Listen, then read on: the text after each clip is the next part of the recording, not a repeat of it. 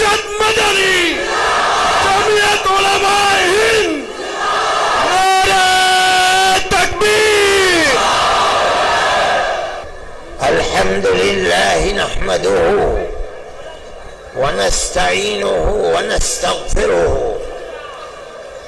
ونؤمن به ونتوكل عليه ونعوذ بالله من شرور أنفسنا ومن سيئات أعمالنا من يهده الله فلا مضل له ومن يضلله فلا هادي له ونشهد أن لا إله إلا الله وحده لا شريك له ونشهد أن سيدنا ومولانا محمدا عبده ورسوله أما بعد علماء کرام ارباب سیاست اور قرب و جوار سے آندھرا پردیش کے آئے ہوئے لاکھوں فرزندان توحید، میں آپ حضرات کا بڑا ممنون و مشکور ہوں کہ آپ جمعیت علماء ہند کی آواز پر اپنے کاروبار اور اپنی مشغولیتوں کو چھوڑ کر دیوانہ وار اس اجتماع میں لاکھوں کی تعداد میں شرکت کے لیے تشریف لائے۔ جمعیت علماء ہند کوئی سیاسی جماعت نہیں ہے۔ اقتدار کی کرسی پر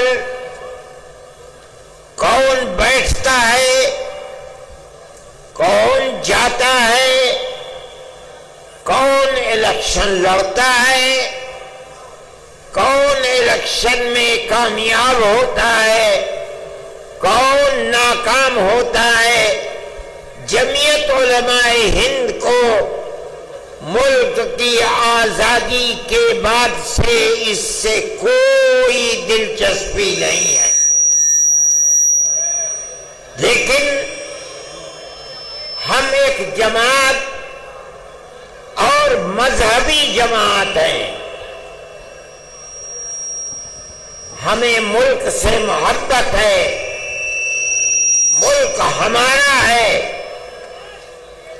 ہمارے آباء و اجداد ہزاروں سال سے اس ملک میں رہتے چلے آئے ہیں۔ ہم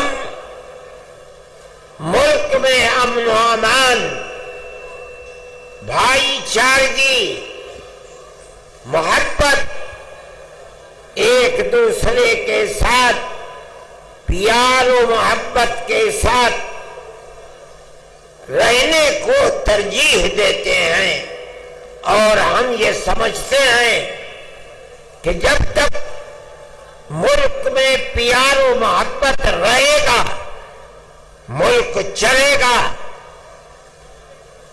اور عزت و آبرو کے ساتھ چلے گا۔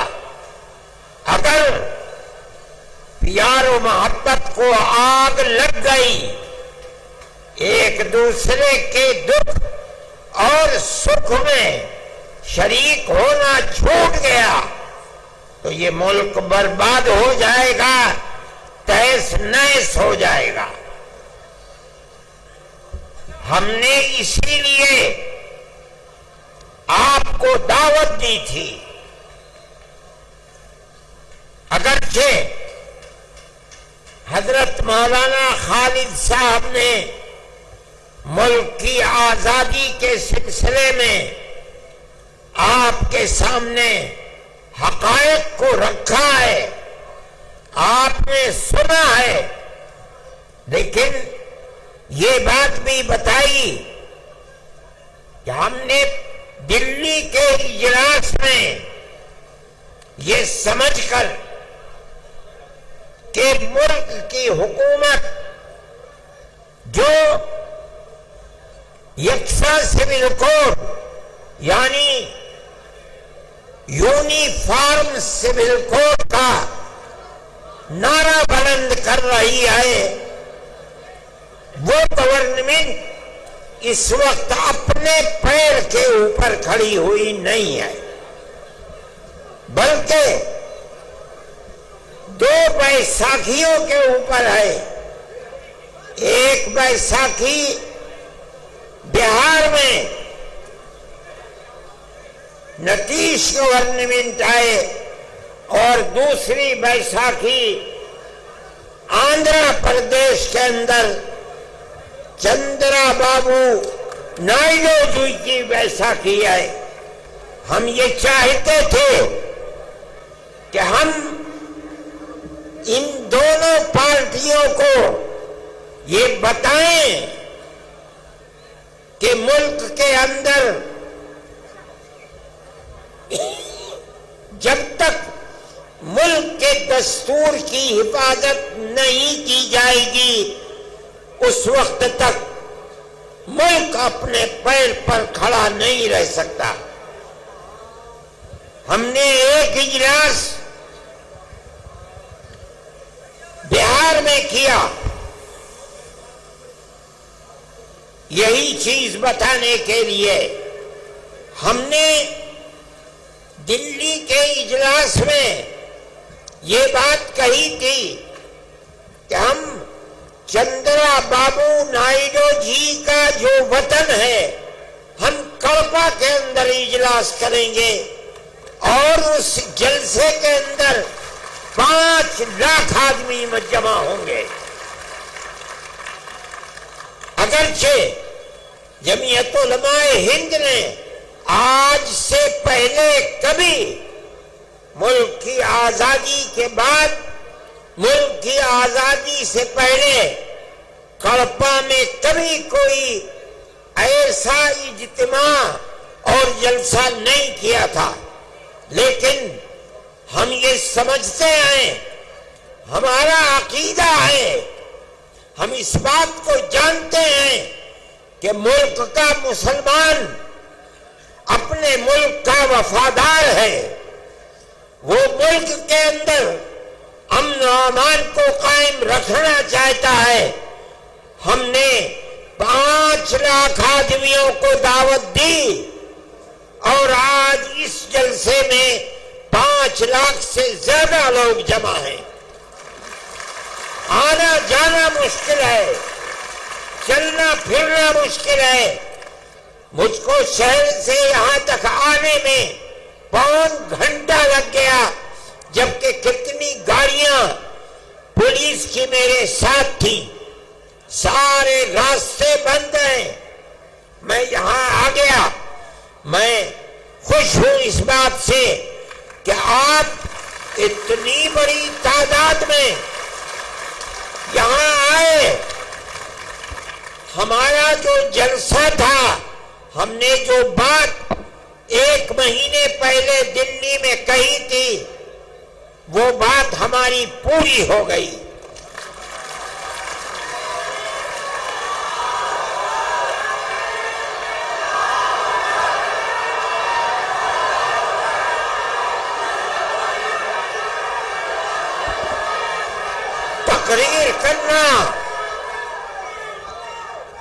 تقریر کرنا ہمارا مقصد نہیں تھا، ہمیں تو گورنمنٹ کو یہ دکھلانا تھا، چندرا جی کی گورنمنٹ کو، کہ آپ جس صوبے اور اسٹیٹ کے چیف منسٹر ہیں وہاں کا مسلمان چاہتا کیا ہے۔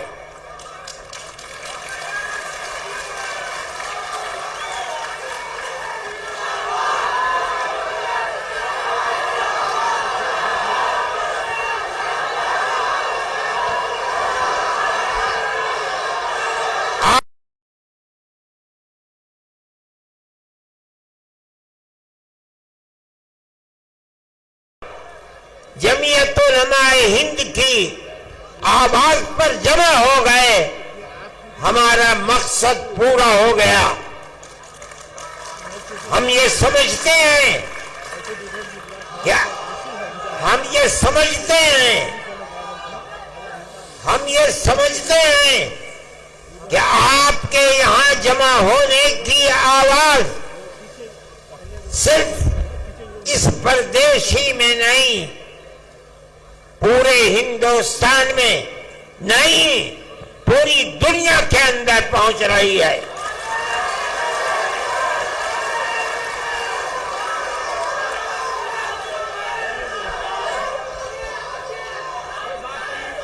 ہم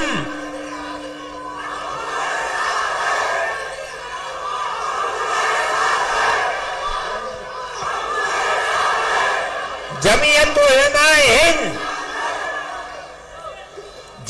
علماء ہند یقینی سمجھتی ہے کہ اللہ اگر چاہے گا تو یہ بل ریجیکٹ ہوگا، پاس نہیں ہوگا انشاءاللہ۔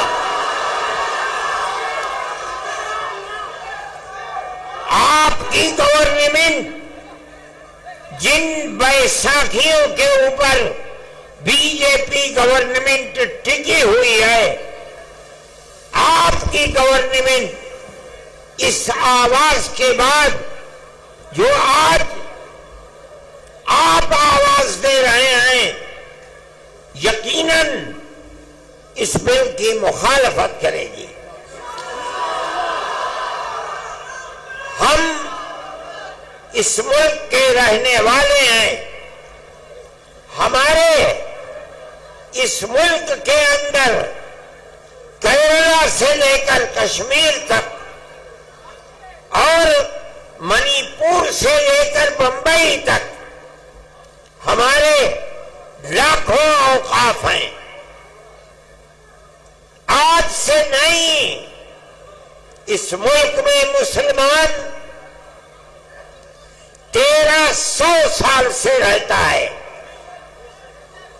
1300 سال سے کیرالہ سے لے کر شمالی ہندوستان تک، مغربی ہندوستان سے لے کر مشرقی ہندوستان تک 1300-1400 سال سے ہمارے اوقاف ہیں۔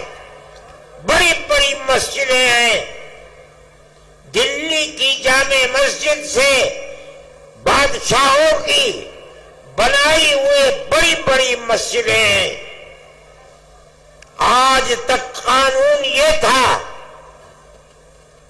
کہ جو قبرستان ہے یا مسجد ہے یا خانقاہیں ہیں، اگرچہ ان کے کاغذات نہیں ہیں، لیکن ان کی صورت یہ بتا رہی ہے کہ وہ مسجد ہے، اس کا مطلب ہے کہ وہ مسلمانوں کا وقف ہے۔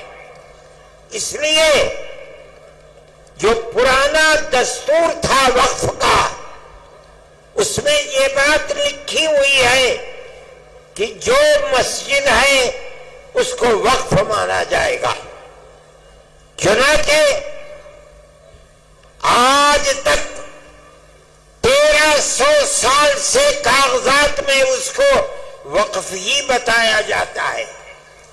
یہ پرانا وقف ایکٹ تھا۔ ملک کی بدنصیبی ہے کہ آج جس ترمیمی بل کو لا کر ہمارے سر کے اوپر پہنایا جا رہا ہے، وہ یہ کہتا ہے کہ اگر وقف کے کاغذات نہیں ہیں تو اس کو وقف نہیں مانا جائے گا۔ ہم 1300 سال پہلے کے کاغذات کہاں سے لے آئے؟ 600 سال، 700 سال، 800 سال، 500 سال کے کاغذات کہاں ملیں گے؟ لیکن ہمارا یہ عقیدہ ہے، ہم مسلمان ہیں، مسجد خدا کا گھر وہی معتبر ہوگا جو وقف کے اوپر ہے.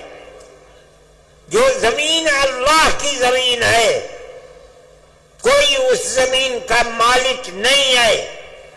کسی کی زمین کو چھین کر مسجد نہیں بنائی جا سکتی. اگر بنی ہے ہم اس کو مسجد نہیں سمجھتے.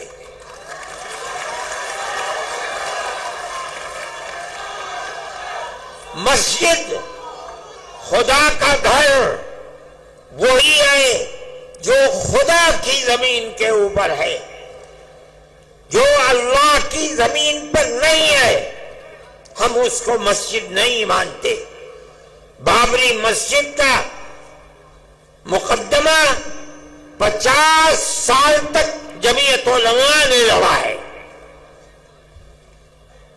فیض آباد اجودھیا کی عدالت سے لے کر لکھنؤ تک، الہ آباد تک، اور الہ آباد سے سپریم کورٹ دلی تک کروڑوں روپیہ خرچ کیا تنہا جمعیت علماء ہند نے. ہم کہتے تھے کہ اکھاڑے والے یہ کہہ رہے ہیں کہ یہاں مندر تھا، بابر نے مندر کو توڑ کر مسجد بنائی ہے. ہم کہہ رہے تھے، ہم نے عدالتوں میں کہا، پلیٹ فارموں پر کہا، سپریم کورٹ میں کہا کہ اگر یہ قانوناً ثابت ہو جائے کہ بابر نے مندر کو توڑ کر رام جنم بھومی میں مسجد بنائی ہے، ہم چھوڑ دیں گے. لیکن اللہ کو کچھ اور منظور تھا. مسجد کی کھدائی ہوئی، کوئی چیز نہیں ملی. جب سپریم کورٹ کا فیصلہ آیا تو مکمل فیصلہ ہے، لکھا ہوا، اعلان ہوا اس کا کہ مسجد اپنی جگہ پر مسجد ہے. کسی مندر کو توڑ کر مسجد نہیں بنائی گئی.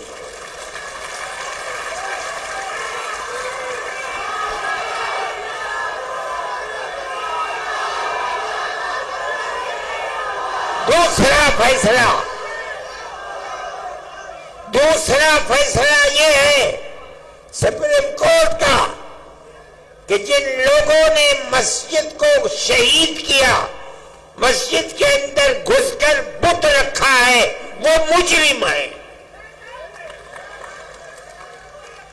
لیکن ہم یہ سمجھ رہے تھے کہ تیسرا فیصلہ اب یقیناً یہ آئے گا کہ مسجد مسجد ہے، مندر نہیں ہے، مسلمانوں کا حق ہے. لیکن تیسرا فیصلہ آیا کہ ہم مسجد اکھاڑے کو دیتے ہیں. ہم کچھ نہیں کر سکے، وہ ہماری سب سے بڑی عدالت ہے. لیکن ہمیں اس بات کی خوشی ہے کہ بابری مسجد مسجد تھی. ہندوستان کا سپریم کورٹ بتاتا ہے مسجد اپنی جگہ پر ہے.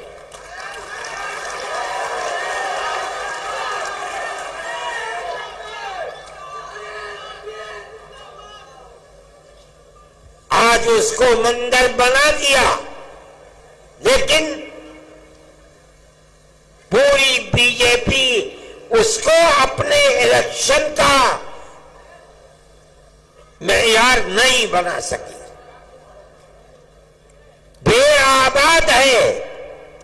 اجودھیا کو یہ سمجھا جا رہا تھا کہ وہ ملک کی مذہبی دارالسلطنت بن جائے گا، لیکن کوئی نہیں، نہ آنے والا نہ جانے والا.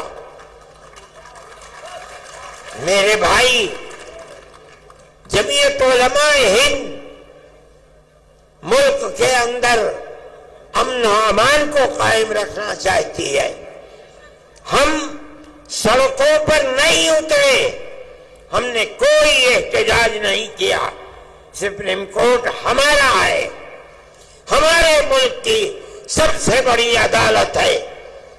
ہم یہ سمجھتے ہیں کہ اس کا یہ فیصلہ اگرچہ بابری مسجد اکھاڑے کو دے دی گئی، لیکن اس کا یہ فیصلہ کہ مسجد اپنی جگہ پر ہے، مندر توڑ کر نہیں بنائی گئی۔ ساری دنیا جو چاہے کہے، ہم کہتے ہیں کہ ہم جیت گئے، ہم ہارے نہیں ہیں۔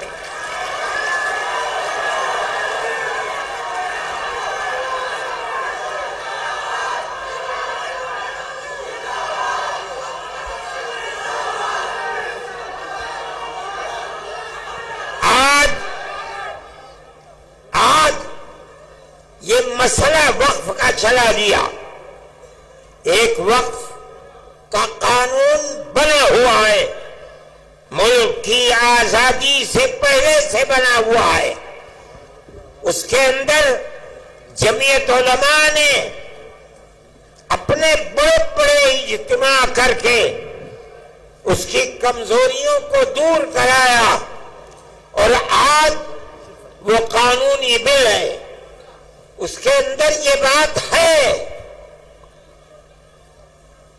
وقف بائی یوزر، کہ جو وقف کی حیثیت سے، مسجد کی حیثیت سے، درگاہ کی حیثیت سے، خانقاہ کی حیثیت سے، قبرستان کی حیثیت سے 100، 200، 3، 4، 5، میں کہتا ہوں 1300 سال سے چلا آ رہا ہے۔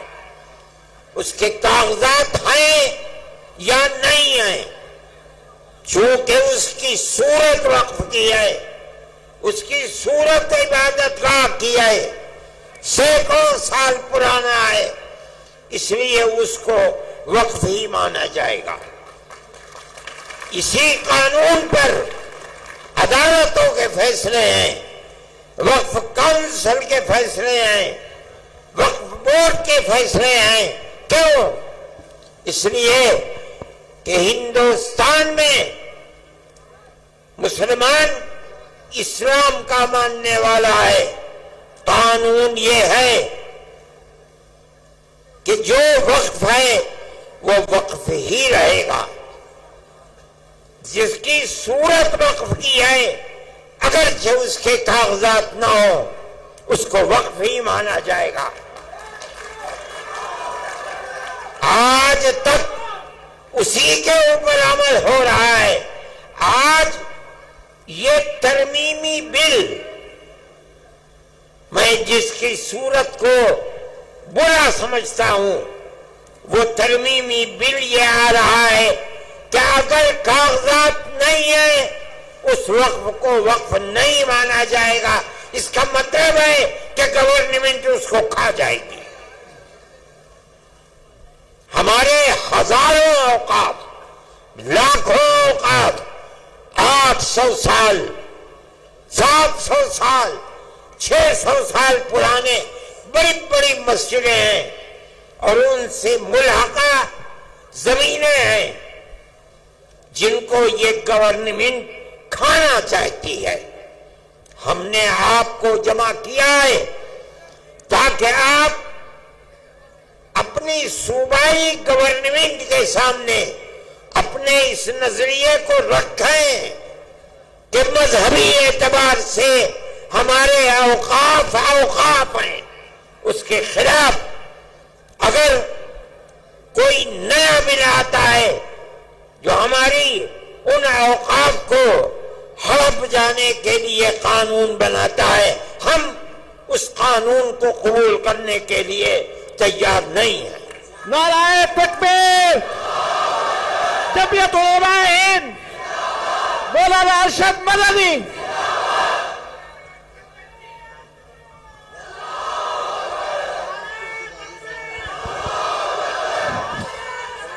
اب میں آپ کو اس وقف نے، اس ترمیمی بل نے جس کی ہم مخالفت کر رہے ہیں، میں آپ کو بتاتا ہوں یہ موجودہ ترمیمی بل نہیں ہے، در حقیقت مسلمانوں کے اوقاف کو کھا لینے کے لیے بل لایا گیا ہے، ہڑپ کرنے کے لیے بل لایا گیا ہے۔ مسلمانوں کی جائیدادوں کو چھیننے کے لیے بل لایا گیا ہے۔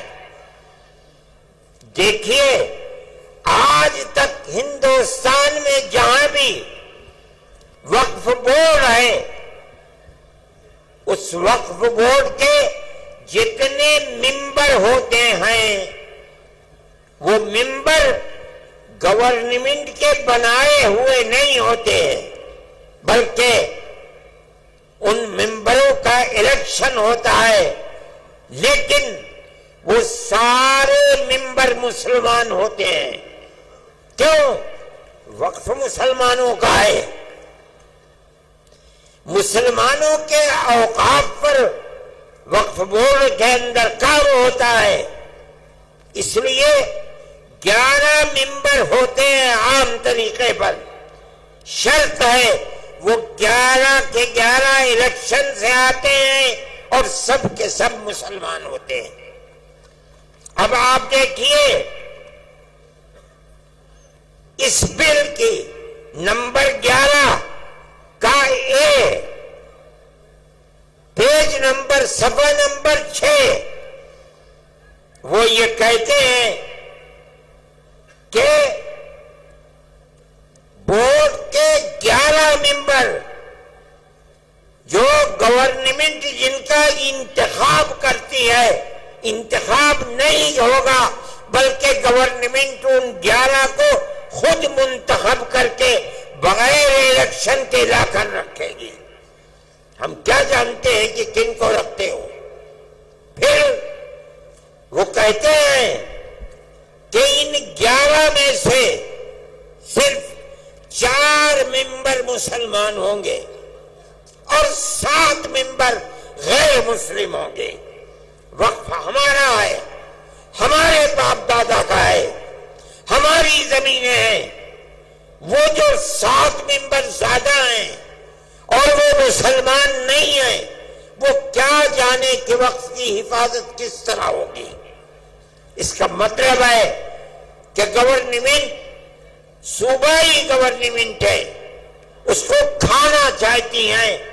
ہمارے وقف ہیں، ہمارے باپ دادا کے وقف ہیں جن کی تعداد 11 ہے، اس 11 میں سے صرف 4 مسلمان ہوں گے، باقی سب کرسچن، ہندو اور کون کون ہوتے ہیں۔ مگر سوال یہ ہے کہ ہمارا وقف کس طرح محفوظ رہ سکے گا؟ ہم نے چیئرمین کے سامنے یہ بات کہی، پورا بورڈ تھا 32-33 پارلیمنٹ کے ممبروں کا، ہم نے ان کے سامنے کہا کہ آج تک شرط ہے کہ سارے ممبر مسلمان ہوں گے، اس لیے کہ وقف مسلمانوں کا ہے، غیر مسلم کیسے آئیں گے؟ وہ کہتے ہیں نہیں، اس نئے وقف کو کہا جاتا ہے گورنمنٹ کی طرف سے کہ ہم اوقاف کی حفاظت کے لیے یہ ترمیمی بل لائے ہیں۔ ہم کہتے ہیں کہ تم اوقاف کی جڑ کھودنے کے لیے لا رہے ہو۔ ہم اسی لیے کہتے ہیں کہ مسلمان اس ترمیمی بل کی تائید نہیں کر سکتا۔ اسی لیے ہم نے چیئرمین کے سامنے کہا، پارلیمنٹ کے ممبروں کے سامنے کہا، ہم آپ کے سامنے کہہ رہے ہیں کہ آپ ان کی کمزوریوں کو سمجھیے۔ یہ کہہ رہے ہیں کہ ہم مسلمانوں کے اوقاف کی حفاظت کے لیے ترمیمی بل لائے ہیں۔ ہم کہتے ہیں جھوٹ بول رہے ہو، تم اوقاف کو مسلمانوں کے آگ لگانے کے لیے یہ بل لائے ہو۔ دوسری بات،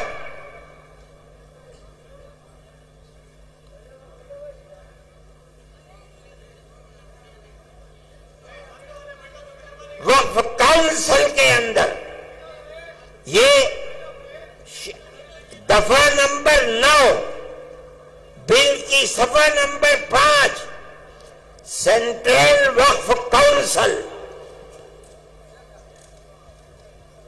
اس کے 22 ممبر ہوں گے۔ یہ دوسری چیز ہے، ان 22 ممبران کے اندر وہ کیا کہتے ہیں؟ نمبر 1 9B کہتے ہیں 3 ممبران پارلیمنٹ ہوں گے. ان کا مذہب کیا ہوگا؟ کچھ نہیں ہے. پھر فرماتے ہیں 2 جج ہوں گے، مذہب کی کوئی قید نہیں. 3 اور 2 5. 1 وکیل ہوگا جس کو گورنمنٹ لے کر آئے گی، مذہب کی کوئی قید نہیں.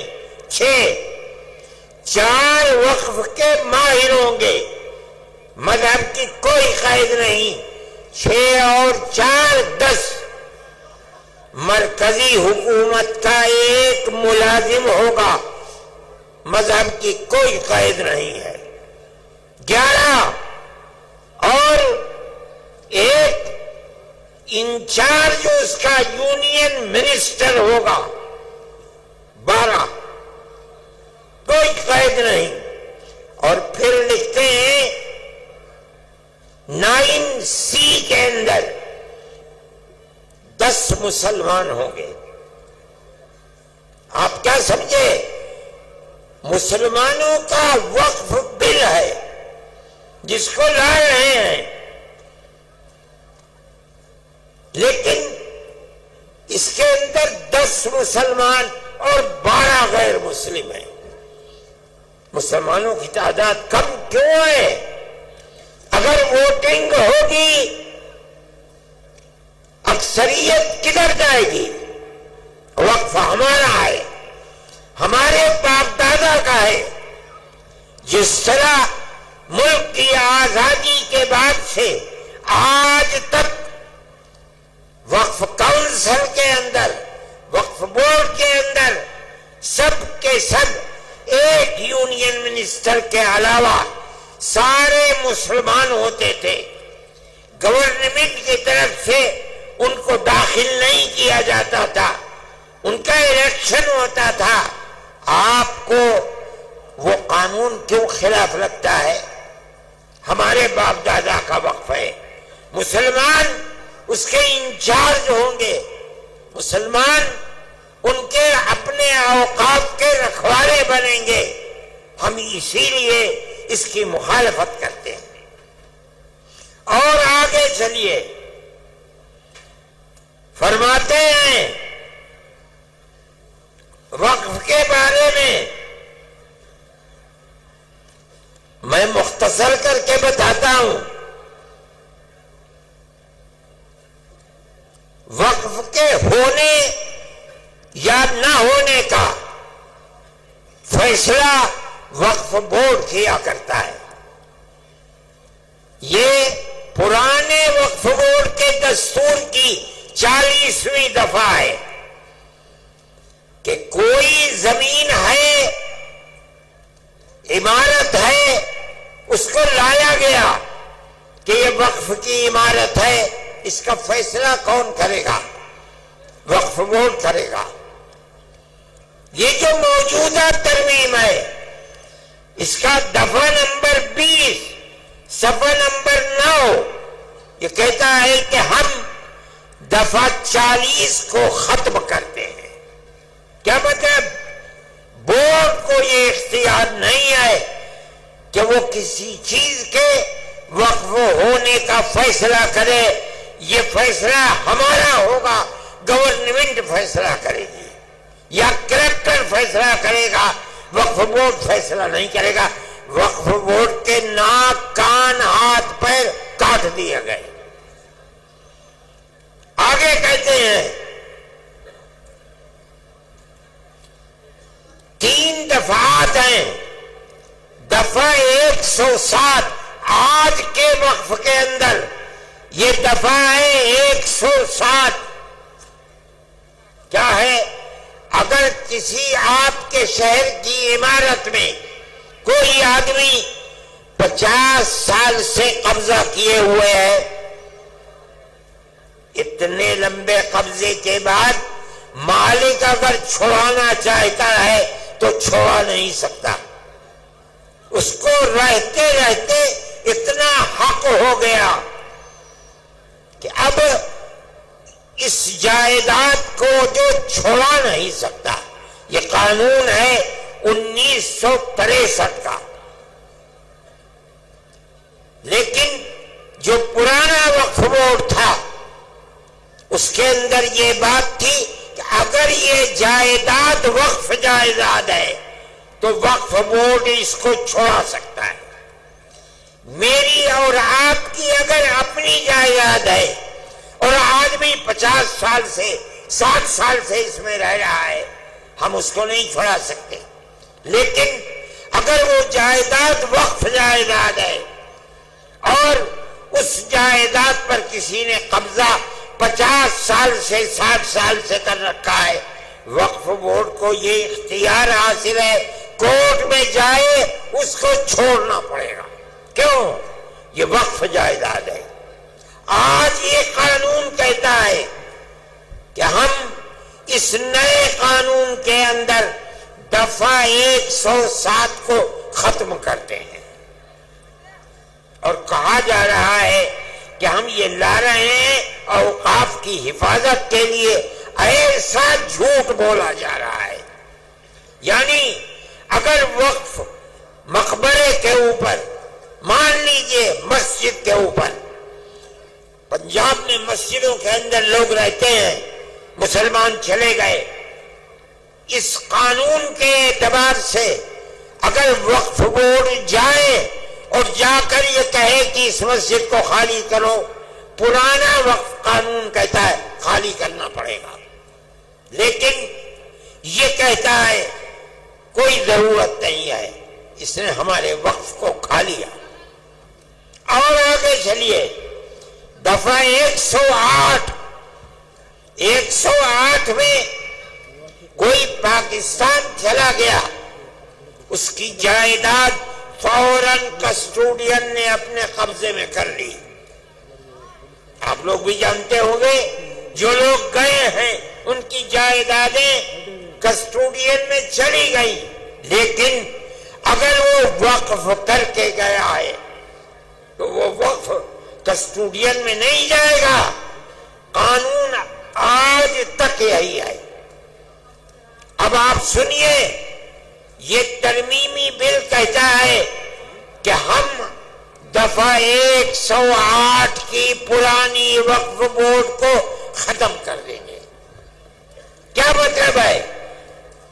ساری ان کی دی ہوئی مسجدیں، جائیدادیں، اگر آج تک ان کے اوپر کسٹوڈین کا قبضہ نہیں ہے، اس ترمیمی بل کے آنے کے بعد سب کسٹوڈین قبضہ کر لے گی، چاہے وہ مسجد ہو چاہے قبرستان ہو۔ میرے بھائی، میں یہ آپ کو اس لیے بتا رہا ہوں کہ اگر آپ کے صوبے سے اس کی تائید ہوتی ہے تو اس کا مطلب یہ ہے کہ وہ زمینیں، وہ مقبرے، وہ درگاہیں جو آج تک وقف کے اندر داخل تھی، اب وہ وقف سے نکل جائیں گی۔ ہم اسی بنیاد پر کہتے ہیں، آپ حضرات کی یہ آواز جو آج اس میدان سے ابھر رہی ہے، انہی بنیادوں کے اوپر ہم کہتے ہیں کہ وہ آواز اس وقف کے ترمیمی بل 2024 کے خلاف یہ آواز اٹھنی چاہیے۔ جمعیت علماء ہند، میں نے آپ سے کہا تھا کہ ایک مذہبی جماعت ہے، ہمارا سیاست سے کوئی تعلق نہیں ہے۔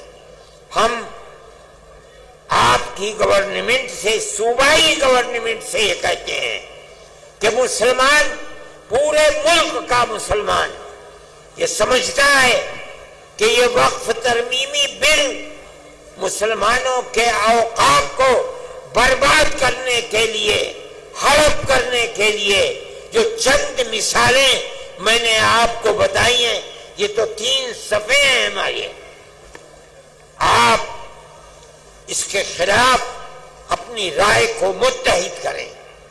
میں یہ سمجھتا ہوں کہ آپ کے اس جم غفیر کے جمع ہو جانے کے نتیجے میں یقیناً یہ آواز ارباب اقتدار کے کانوں تک پہنچے گی انشاءاللہ، اور یہ بات ہوگی کہ بی جے پی گورنمنٹ کے اس مسلمانوں کی جائیداد کو آگ لگانے اور کھانے والے بل کی مخالفت کی جائے گی۔ جمعیت علماء ہند آج کے وہ حالات جو اس دنیا کے اندر ہیں یا ملک کے اندر ہیں ان کو بڑے گہرے طریقے پر دیکھتی ہے۔ ملک کے اندر جو بات چیت چل رہی ہے فرقہ پرستی کی، چاہے وہ مکانوں کے اوپر بلڈوزر چلنے کی بات ہو یا آسام کے اندر مسلمانوں کو ملک کے اندر رہنے کے حق سے محروم کرنے کی ہو یا مسلمانوں کے مدرسوں کو بے بالو پر کرنے کی ہو، جمعیت علماء ہند ان تمام چیزوں کی مخالفت کرتی ہے۔ اسی طرح ہم فلسطین کے مسئلے کو اگرچہ ہمارے ملک کے پرائم منسٹر نے پہلے دن یہ بات کہی تھی کہ فلسطین کے لوگ دہشت گرد ہیں، میں نے اس وقت یہ بات اخبارات میں دی تھی اور میڈیا کے اندر دی تھی کہ مجھے افسوس ہے کہ ارباب اقتدار یہ نہیں جانتے کہ مسئلہ کیا ہے۔ مسئلہ تو صرف اتنا ہے کہ اسرائیل کو یورپ اور امریکہ نے خلافت اسلامیہ ترکیہ کو توڑ کر اسرائیل کو جنم دیا، بیت المقدس اس میں نہیں تھا۔ اس کے بعد امریکہ یورپ نے مل کر اسرائیل میں اپنی فوجیں بھیج کر فلسطین کے اوپر قبضہ کیا، بیت المقدس پر قبضہ کیا، ہزاروں آدمی مارے گئے، بیت المقدس پر قبضہ کیا، فلسطین کو اپنا غلام بنا لیا۔ اس کے بعد پھر شام کے اوپر حملہ کیا اور گولان کی پہاڑیوں پر قبضہ کر کے یہودیوں کی بستیاں بسا دی۔ اگر یہ کہتے ہو کہ فلسطینی دہشت گرد ہیں، آزادی کی لڑائی نہیں ہے، تو ماننا پڑے گا کہ جواہر لال نہرو جنہوں نے یہاں آزادی کی لڑائی لڑی ہے وہ بھی دہشت گرد تھے۔ نعرہ تکبیر! یہ ماننا پڑے گا گاندھی جی دہشت گرد تھے، ابوالکلام آزاد دہشت گرد تھے۔ اس کا مطلب ہے کہ تم کچھ نہیں جانتے۔ ان کا موقف بدلا، اب وہ یہ کہتے ہیں کہ ہم فلسطینیوں کے ساتھ ہیں۔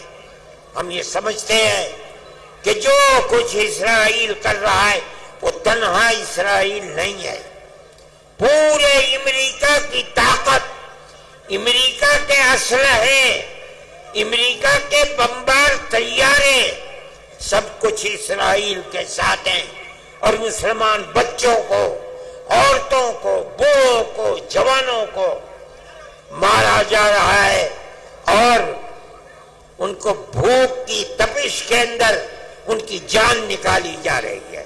ہم اس کے مخالف ہیں۔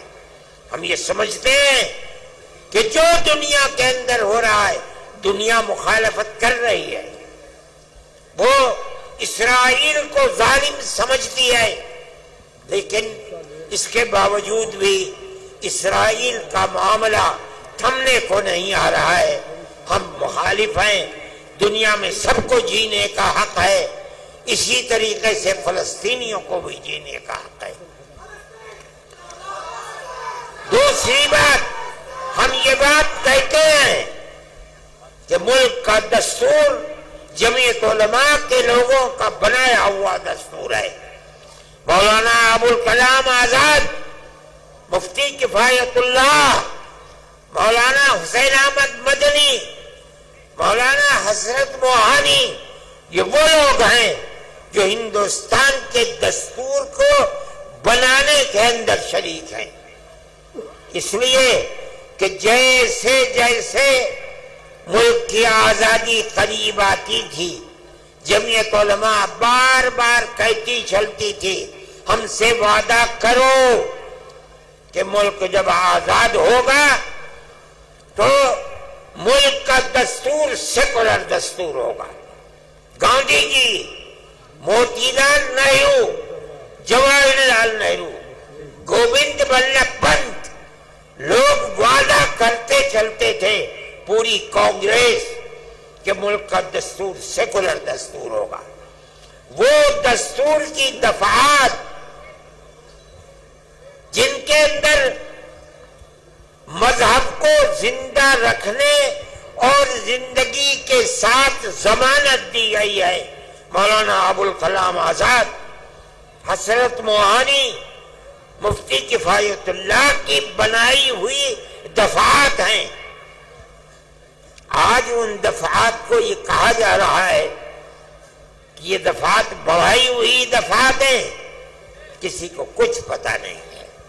آج جو لوگ اقتدار پر ہیں انہیں پتہ نہیں کہ ملک کی آزادی میں قربانی کنہوں نے دی ہے، ملک کا دستور کیا کہہ رہا ہے، انہیں کسی چیز کا پتہ نہیں.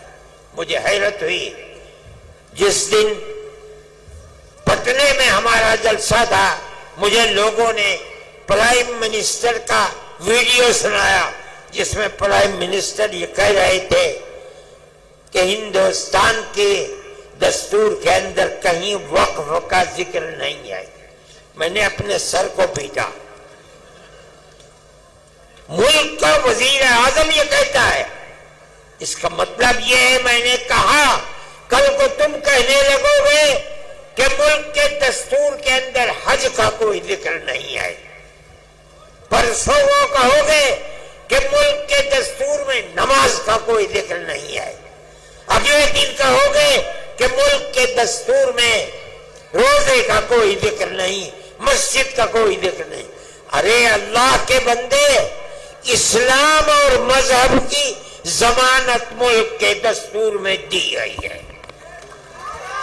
یہ ہمارا مذہب ہے.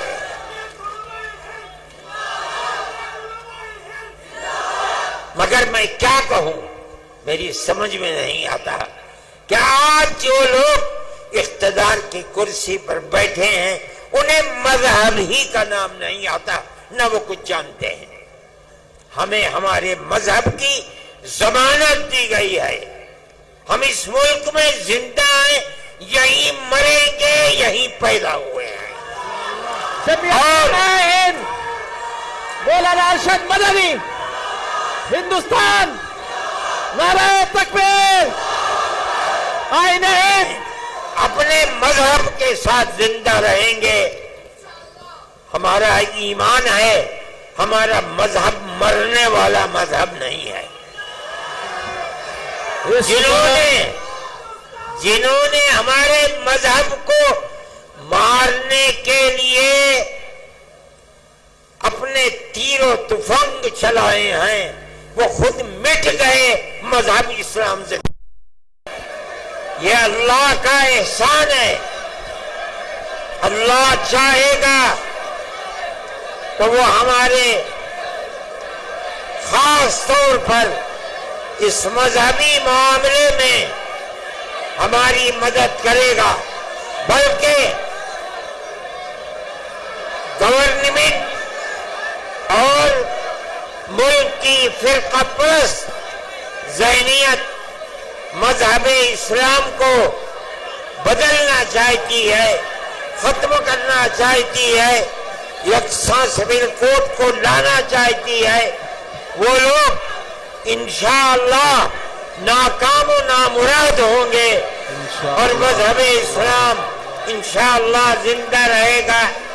میں آپ سب کا اور جن لوگوں نے اس اجلاس کے لیے دامیں درہمیں سخنے مدد کی ہے، میں ان سب کا اور انتظامیہ पुलिस वालों का, अरबाब सियासत का जो यहाँ हैं, मैं अपने दिल की गहराइयों से उन सब का शुक्रिया अदा करता हूँ।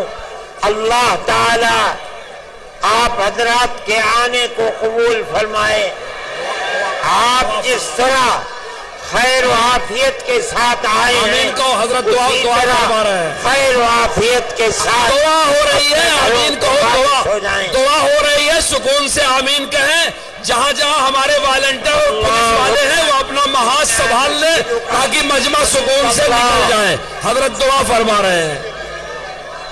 अल्लाहुम्मा इन्ना नुश्हिदुका आमीन आमीन ला इलाहा इल्ला आमीन अंतल अहदुस समद अल्लज़ी लम आमीन। यलिद व लम यूलद व लम यकुल लहू कुफुवन अहद। आमीन अल्लाहुम्मा सल्लि आमीन। अला सय्यिदिना अब्दिका व रसूलिका मुहम्मद अन्नबिय्यिल उम्मी व अला आलिहि व अस्हाबिहि व अहलि बैतिहि व बारिक व सल्लिम कमा तुहिब्बु व तर्दा अदद मा तुहिब्बु व तर्दा। आमीन ऐ अल्लाह हमारे इस इज्तिमा को मकबूल फरमा ले। आमीन ऐ अल्लाह तमाम हर तरह की मदद करने वालों की मदद को कबूल आमीन फरमा। अल्लाहुम्मा आमीन।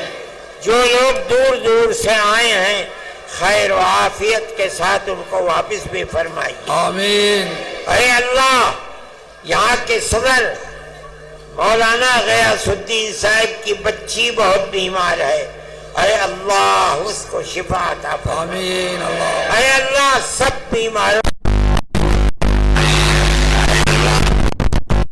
सब के लिए हम यहाँ जमा हुए हैं, हमें अपने उस पाकीज़ा मकसद में कामयाबी अता फरमा। अल्लाहुम्मा आमीन ऐ अल्लाह हमारे दीन और ईमान की हिफाजत फरमा। आमीन हमें शुरूर और फितन से महफूज और महमूद। आमीन ऐ अल्लाह हमारे मुल्क में अमन और अमान को कायम फरमा। आमीन हिंदू मुसलमान और सब बसने वालों के दिलों में एक दूसरे की मोहब्बत पैदा फरमा। आमीन एक दूसरे के सुख दर्द में शरीक बना। ऐ परवरदिगार हमारे दीन की हिफाजत फरमा। आमीन सारी दुनिया में अमन और अमान पैदा फरमा। आमीन मुसलमानों की हिफाजत फरमा। आमीन जो ताकतें चराग को इस्लाम के बुझाना चाहती हैं, ऐ अल्लाह उन्हें खायब और खासिर फरमा। आमीन अल्लाहुम्मा इस्लाम को इज्जत अता फरमा। आमीन शुरूर और फितन से मुसलमानों को महफूज फरमा। आमीन जिन्होंने पैसा दे करके और काम करके इस इज्तिमा में काम किया है, ऐ अल्लाह कबूलियत से नवाज आमीन और शुरूर और फितन से महफूज और महमूद फरमा। आमीन जिन लोगों ने दुआओं के लिए कहा है उनको उनके मकासिद हसना में कामयाबी आमीन व सल्लल्लाहु तआला अला खैर खल्क़िही सय्यिदिना मुहम्मद। बिरहमतिका या रब्बल आलमीन। बस बच्चों अब जो